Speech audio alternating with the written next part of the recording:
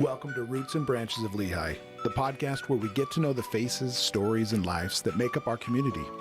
I'm Ryan Harding, and I started this podcast as a way for us all to connect with the people we live alongside. Growing up in a small town, I learned that connections go beyond blood. They're built through shared experiences, friendships, and the moments we celebrate together. Each week, we'll sit down with someone new from Lehi to share their unique story, their passions, and what they love most about living here. So whether you've been here for years or just arrived, join us as we deepen our roots and reach out to our branches one story at a time.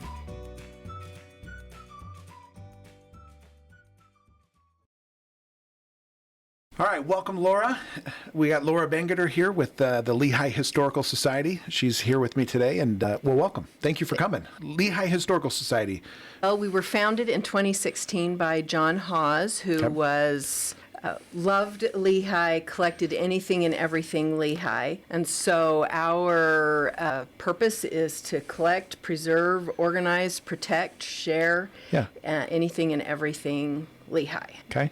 What got you involved in that? Why did you pick that as something you wanted to work on and do? I wanted to do something meaningful if I was going to go back to work, and I didn't want to go back to a lot of work. Somebody in my ward was a member of the Historical Society and posted the job opening, and to manage the accessions, things that come in, and make it available to the public just sounded like fun, and it was a part-time job. And my background is journalism. The writing has been incredibly helpful. So maybe if I had to do it again, I would have pursued more of an archive. Sure, yeah. But the journalism has served really well. Okay. So it's worked. My interests, it all came together here. And how long have you been there for? 7 years. Okay. 7.5. And you didn't start as the head, obviously, of that organization, or did you? I did. You did? Yes. Okay. John Hawes died about 1 week after I got the job. Okay. So he and I were able to have one conversation where he just cheered me on and said, you can do it, and however you do it will be great. Okay. So what does a typical day look like for you then with that job? I mean, is it full-time? Is it part-time? How much typical day for you? So it's part-time, although I let it be full-time, basically. You spend a little more time than you... But we're just open Tuesday through Thursday from noon to 5 p.m. Okay. And we're in the Old State Bank of Lehi building, which is at 99 West Main. Okay. So we're in the back part of the building. The Literacy Center is in the front part of the building. So we spend our days archiving what's there, organizing it into collections, getting it into our computer system, scanning photos. Right now we have 5 service missionaries, and we've had service missionaries for about 1.5 years. That our work there has just taken off because we figured out how to make, it's like 14 steps to get something archived, but we figured out how to give each person 1 or 2 steps, and so together we're getting everything in the computer system, because in 2017 when I came in, there wasn't really a way to search anything on the computer. Okay. And so you say you're open from certain times and stuff like that. Is that open to the public? Yes. Okay. Yes. And so let's say, hey, I'm interested in Lehi's history, or helping. So what does somebody do? I mean, is it kind of like Family Search Center? Is that similar to that kind of thing? Yeah, we're like a library/office, and people come in all the time. Sometimes people want to see a picture of their birth mother, or they want to know if we have a photo of their house, because they want to restore the roof line. Okay. And so on that particular one, it was quite fortunate. We did have an old photo of their home, so we could show them how the roof line used to look. We've had private investigators come in trying to figure out if there was a gasoline tank on this property, trying to figure out what needs to be cleaned up. And then people come in all the time working on family history, either to bring us stuff or to find stuff. So, we make people happy every day with what we've got. I like that. Making people happy every day. Yeah, it's a really nice place to work, because that's what we're doing, is making people happy. And so if I was to compare it to the Family Search Center there in Lehi, and your guys' place. Tell me similarities and differences between the two. Well, I think if you went to Family Search, they would put you on the computer and they would want to show you how to get in, and they would want to show you your line. Yeah. People, when they come here, they say, my grandfather was John Devi. Do you have anything on John Devi? Okay. And we probably have 7,000 files on people. Okay. So just anything that we've collected on people that have lived in Lehi. So if your family was one of the families that, between 1850 and 1950, we likely have some information. We usually can pull something. When people come in and they say, my ancestors stayed for a year, those are the files we have a hard time pulling. But Gotcha. Okay. everybody else, there's a file. Sure. Wow. And then there are also files on the places they worked. Sure. And, pictures of Main Street. And, so that if you want to feel for where your family member lived, then and where they worked, we can usually pull photos of those kinds of things too. And are a lot of these things then only kind of locally? So, like, I can't go to the internet and look for those things, or can I? I mean, or do I need to go in person to that? Well, so because of our online library, every day there's more accessible in our online library. Okay. So I would totally suggest checking the online library, because you may not, if your person's file has been done or their place of work has been done, you may find a pile of photos and documents and stuff that would be interesting. There's way more in the building that isn't in the system, is in the system. But we just did a grant report. It was like 5,000 new items total had been added to the system in the last year. So you're constantly adding things to the online, so people can look online. But you're saying, you're like 2/3 are still not online? Yes, because we've only had the computer system since 2020. Oh, wow. Okay. Very new. Yes. Okay. But you can find the online library at lehihistory.org. That's our website. And then if you click on the online library, which is right there at the top, it'll take you to our system, and you can either search by collections, or there's just a search bar, and you can just type in whatever it is you're looking for. Okay, that's pretty cool.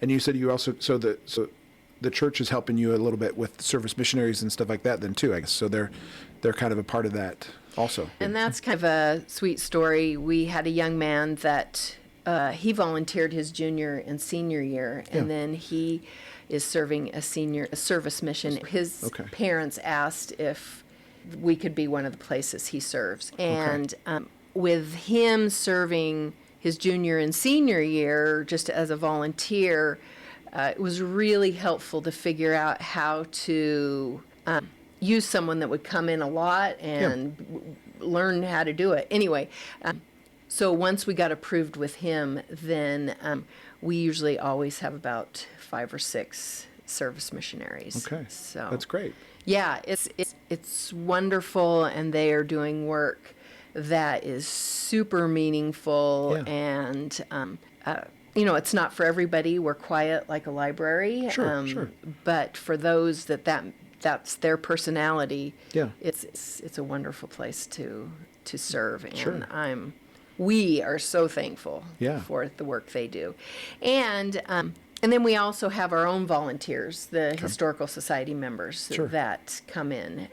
So we have a daytime crew and a nighttime crew that'd like to participate there. If somebody was interested in doing a service mission there, is that something they can request? And part 2 to that question would be, what does that typical day look like for that type of missionary? So, you would just need to tell your person that helps you pick your mission that the Historical Society interests you. Okay. So most choose to serve the full 5 hours that we're open that day. Okay. And like one, he just scans all day. That's what he'd like to do. We have another that uploads the photos all day.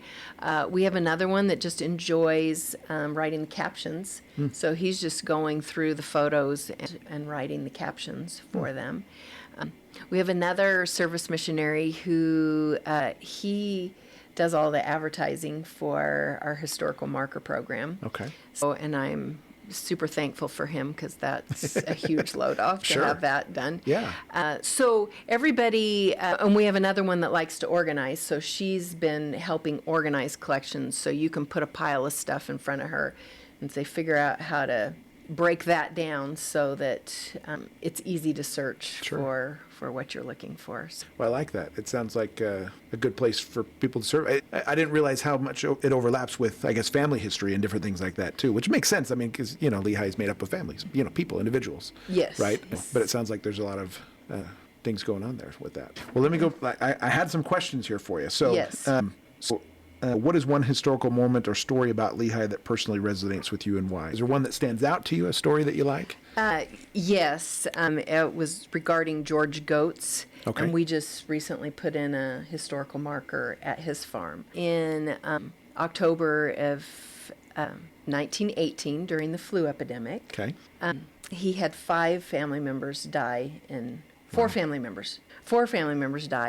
week. Oh, wow. His son was in Ogden working, and his son called him and said, well, one of my children has passed away. Will you please come get her Yeah. and bring her back? Because he wanted her buried here. Yeah. And so George went and got her. So there are multiple stories on how it went. But anyway, George, it's possible he made as many as 3 trips to Ogden. Wow. And one of those was to pick up his son. He brought back 4 family members. And the story goes that he built the coffins. Yep. He even helped with the burial clothes. And he did all of that. And at the end of the week, he said to his son, still living at home, we've got to go out into the sugar beet fields and see what we can salvage. It was harvest time, and it was extra cold that winter, so the ground would have been really hard. Yeah. As they took their wagon out to the field, there were all these wagons of sugar beets coming back. And everyone was saying, tough luck, George. Sure sorry, George. The guy in the last wagon said, that's all of them, George. George turned to his son and said, I sure wish those were our sugar beets. Yeah. And when they got to the field, they discovered they were their sugar beets. And one of the accounts says that's the first time that George cried all week and that he fell to the ground. Wow. And said, thank God for the elders' quorum, the men in the area who had brought in his sugar beets. I love that story because isn't that what we want Lehi to be? Yeah. And that is the spirit that I think made Lehi the place we all wanted to live, and that people used to really come together and support each other. And wouldn't that be wonderful if we could continue to carry on that spirit? So we put a historical marker there in October, and that's probably the one I was most excited about. Yeah. Yeah, it's a 'cause great story. I think it's a wonderful story. And Elder Christofferson of the Church of Jesus Christ Latter-day Saints told that story in General Conference. I was going to say, I thought I remember hearing that story, actually. So if you want a good telling of it, look him up. Elder Christofferson, Sugar Beets, Okay. and George Goetz, and you'll get it. So he's a Lehi native. That all happened here in Lehi. Yes, that all Okay. happened right here in Lehi. And it sounds like George Goetz was just a lovely human being. Yeah, and obviously had a lot of good neighbors and friends. I mean, that are nameless. We don't know who they were, but very good people that helped him during that time, right? Yes, So yes. that's awesome. Yeah. That's super cool. So that's a good one. There's another one, too, about William Hadfield. He was the postal delivery man. Okay. For like 20 years, he took his wagon through one half of Lehi in an 8, and then the other half, in the other half of the figure 8. And one year, a package came on Christmas Eve, and he just felt really strongly that he should get that package to the family. Yeah. And so after dark, he drove up with a package for this family. And as it turned out, the family had a son who had taken off, and the mom and dad really didn't know where the son was. They were also getting ready to have an incredibly difficult Christmas. They were very poor, and so not much was getting ready to happen. This son had sent items for his siblings. So it was a Christmas miracle because the children got Christmas and mom and dad got to know where their son was. Once again, I love that one because people were working together to make life easier, and people here really loved each other. Yeah. So I love that. So I think that's another good one too. Which, things were smaller then, right? Yes. So actually that, like, that's actually one of my questions here is, Lehi has grown a lot, right? I mean, we're kind of a bigger, I don't know if we're a big city, but we're a bigger city, right? And so, how do you think understanding this history, and how do you think applying, like, how do we still do those things? How do we have those kind of stories? And do we have those stories, I guess, now? But, like, with us being bigger now, than we used to be before, I guess. I don't know. Well, so I don't know if you know, but we started the Lehi Historical Marker Program in 2022. We got a grant to do that, and generous funding from the John David and Danica Hadfield of Hadco Construction. Okay. We have put up 6 large historical markers this year. Okay. And one's at the George Goats Farm and at Lehi Roller Mills, Wines Park. But I saw those signs in Pennsylvania in 2022 as we were touring Philadelphia. And they're like 10 feet tall, and you get about 3 sentences. And as we were seeing these all over Philadelphia, I was like, oh my goodness, Lehi needs these. Yeah. Because there's so many cool things about Lehi. Yeah. And I'm sure most people don't know. No, yeah. So through this grant, we are installing 36 large historical markers. That is one of the ways we are trying to share Lehi's history and to, so make it so everybody knows some of these cool stories. Yeah. And I believe that soon it will be fun to drive around and read all the signs, because they're just like 3 or 4 sentences, and to a large degree, that's about as much as you want. But we did win a grant this year to put a QR code on each one. Okay. So the QR code will take you to pictures and give more information. So that's a great idea. So how many in total? 36. And is this something you'll have a list of that people can, this could be a fun youth activity, or, drive around and hit all these places, like, scavenger hunt, I guess, kind of thing, right? Yes. So. Yes, they will be available. Well, they are available on our website. Okay. But I also hope in the next couple of years, we have 3 more years to get all the rest of the signs in. I hope that we will make a brochure that can go in the hotels and stuff that will just show you where all the markers are, so that you can just take a drive and go see all the historic places. And why do you think that's important? A lot of us that have moved to Lehi probably didn't grow up here, right? I mean, Lehi's grown a lot, so I would assume a very large portion of the people have no historical ties to Lehi. But why is that? Why do you think that's important for them to have some of that?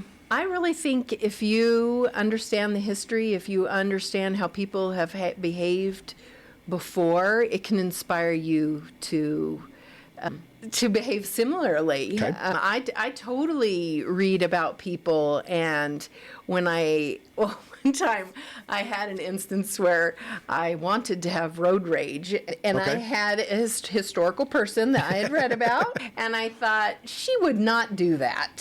It totally backed me up. She inspired me. And that for me, and maybe that's because I like history, but I'm totally inspired by the way other people behaved. And it makes me think, well, if she could do it, I could do it. Yeah. I think there's a lot of truth to that. I guess, that's, I think, why we study American history, too, and stuff like that. We learn about the Founding Fathers and what they did. And there's been a lot of things sometimes to tear them down, or, hey, they weren't perfect, they did this or that. And ultimately, sure, no one was perfect, but look what they still did, right? Look at the amazing things they did. And I think that's where you focus.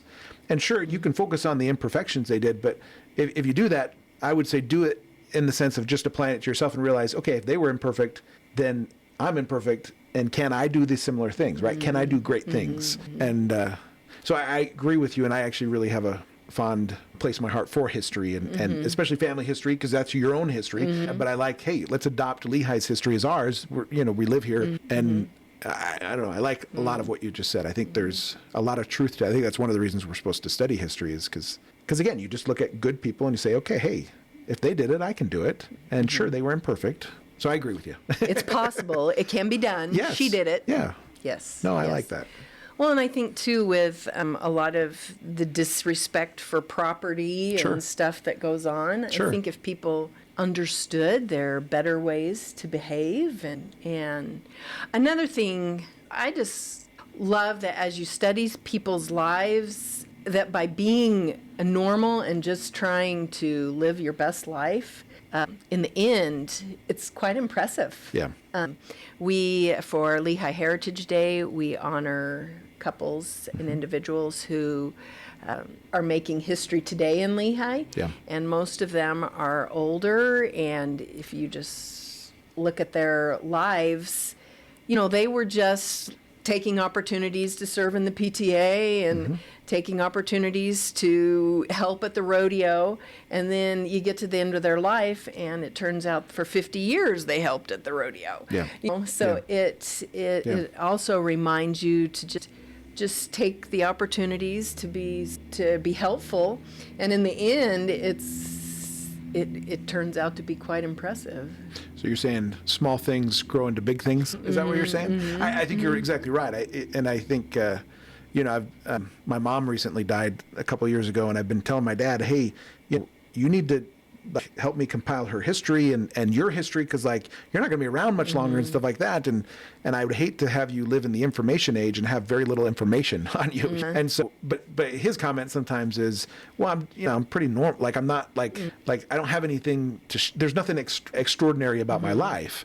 And on the one hand, I would agree, sure, he's a normal guy, but I would argue what you just said, that's what makes up a community, and that's what makes up all these good, I think we're more impressive than we think sometimes, and obviously not in a arrogant or boastful way, but we are better than we think, which is why I think every life should be documented. Every life should be, because there's a lot of goodness in each life, right? I mean, a lot of people, I don't know if I'm getting my point across, but I don't know. Those are my thoughts on it. Well, with Lehi Heritage Day, that's what most of them say when they find out they've been chosen. They're like, there's nothing special about me. Sure. That is the beauty of it. Yes. You just led a good life, and it's really fun to look back and see.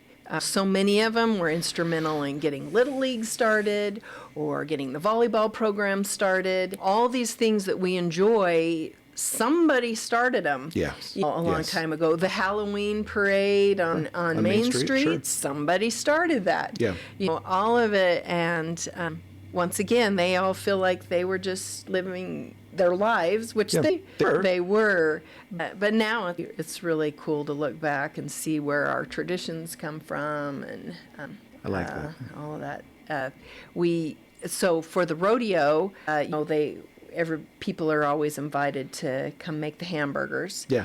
And that totally stemmed from just trying to help build community. If you get people in the same place serving together, you make friends. And that tradition totally dates back to just that's why they continue it that way. Gotcha. It's a way to build community. So when you get asked to make hamburgers for a night at the rodeo, you really ought to say yes. Sure. So, I like it. Okay. It's a steep tradition here. Were there any unique artifacts or any other kind of things that are unique to Lehi as far as, you mentioned some stories and stuff like that. Well, we recently had somebody donate a rocking chair that was made from the wood of a handcart. Oh, wow. So okay. That was kind of cool. Yeah. So there were 5 wards in Lehi for a long time, just 5. Yeah. And every kind of neighborhood had their own store. Okay. And in the 4th ward, their store was literally called the 4th Ward store. Very unique. Very creative. So we have their cash registers. Oh. We have all kinds of interesting little things that people have saved. We usually get things when someone has passed away in the family, doesn't know what to do with the stuff, or we have people come in and they say, my children will throw this away, so they give us the stuff before they pass away. Do you have a little museum or way to display some of those things there? Yes, so we have a fairly good-sized area in our buildings. So, Yes, we have things Okay. displayed. Now, we're not nearly as big as the museum. But if somebody comes, they would also be able to see some of those things that we just mentioned. Absolutely. So- Yes, yes, that stuff is on display. And you guys recently rebranded, right? Tell me what motivated those changes and where did that come from as far as things go? Well, our official name is the Lehi Historical Society and Archives, and when you say that to someone, you can see their eyes glaze over. Fair enough. So we shortened it, at least for branding, to Yeah. the Lehi Historical Society. Okay. And so we worked with Brooks Advertising to Okay. create a new logo. Yeah. And it looks a little bit, if you look at it closely, Yeah. it's a book Yeah. that's open, but it also kind of looks like some of the stained glass windows here in Lehi. The old Fourth Ward building had a beautiful stained glass window, and Yeah. that is still in the building at that location, that Okay. stained glass. Anyway, you can kind of see the shape of a window in Yeah. it too, and you can also see a wagon wheel. So, but we are a window into Lehi's past. Yes, you are. And we are also trying to keep up with what's going on now. Yeah, we're always building files. So you're still maintaining the history. You're saying you're still doing things currently, like as far as Yes. what's actually happened and stuff like that. And where does that information come from? Well, it's largely just whatever our members collect. Okay. So, like Michelle Stallings from the city, Mm-hmm. she's a liaison between the city and us, and she's working on all the stuff regarding the school district split. Okay. She was like, this should be documented. Sure, yeah. So a lot of it has to do with what members think is interesting, and they Okay. are just naturally collecting because Okay. they enjoy it. Right now, there's not a huge effort to track every business because it's a lot now. There's a lot of business. Yeah, bigger city. And it was unfortunate when now scouting isn't such a big deal because we used to have scouts come in and need an Eagle project. Yes. And for years, we've sent scouts around to take pictures of different areas. Okay. So then different areas are documented. But since there's not a push for scouting, we don't have youth come in and offer to do some of those. Well, let's talk about that for a second then. So what if somebody wanted to serve, so obviously we're a community, we're trying to, what could they do for maybe a youth group activity night or something like that, or some kind of service project? What opportunities are there for that kind of activity? Well, the biggest thing would be we would love to give you a section of road and have you take pictures Okay. of that area. Yes, so that we just have documentation on what it looked like. Because even to look at photos 3 years ago is fun. Yeah. It's really quickly, it's fun to look back Yeah. at photos. So that would be a really great one, especially nobody has done the Traverse Mountain area Okay. stuff. Okay. So that would be a really fun documentation.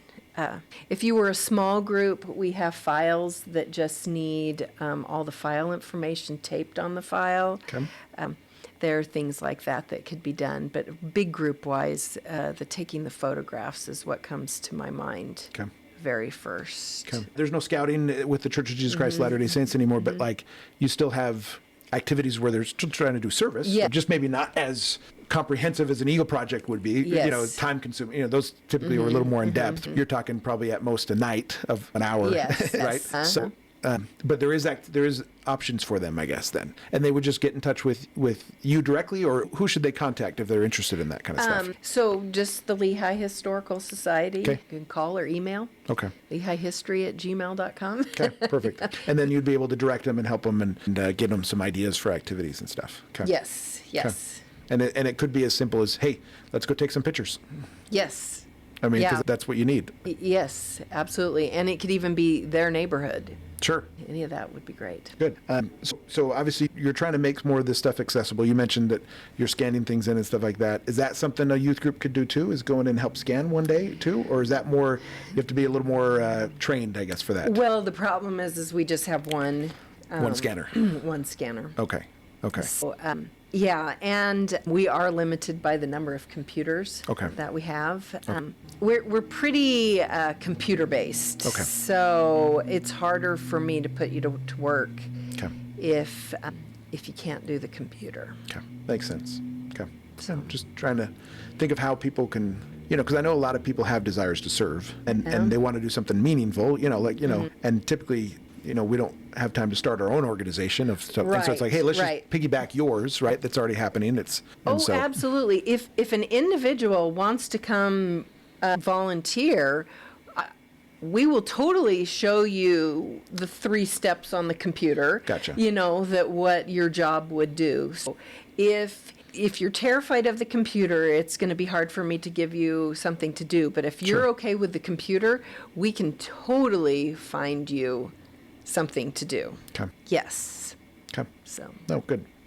So maybe this actually leads into that question, but what are some of the challenges you're facing right now with the society? And maybe one of them's not having enough scanners. I don't know. But what are some challenges that you have that you're running into? We don't always have enough computers. Okay. So, yes, we need more computers. More space would also be nice to display more. Is that something that somebody can donate and stuff like that as far as? Yes, I'm technical support, so Mac is better than PC for me, but yes, the computers that we have, we've won through grants. Right now, probably our biggest deal would be time and computers. And do you have, so if you got, let's say, a bunch of computers, if people listening are like, hey, I have an old Mac, I could donate to you guys or something like that. Is there a space to use those there to, Yes, we have a big open room where people are working, so we can always just put more desks in there. So, yes. Any other challenges you're facing? Well, we just got a second employee, so that's been absolutely wonderful. But more employees, we would love that. We would move along faster. Yeah. So, and on that note, who funds your? Is this a government run or? So we are a nonprofit. Okay. But the city gives us a grant every year. So Lehi Heritage Days is one of the society's flagship events, right? Kind of thing.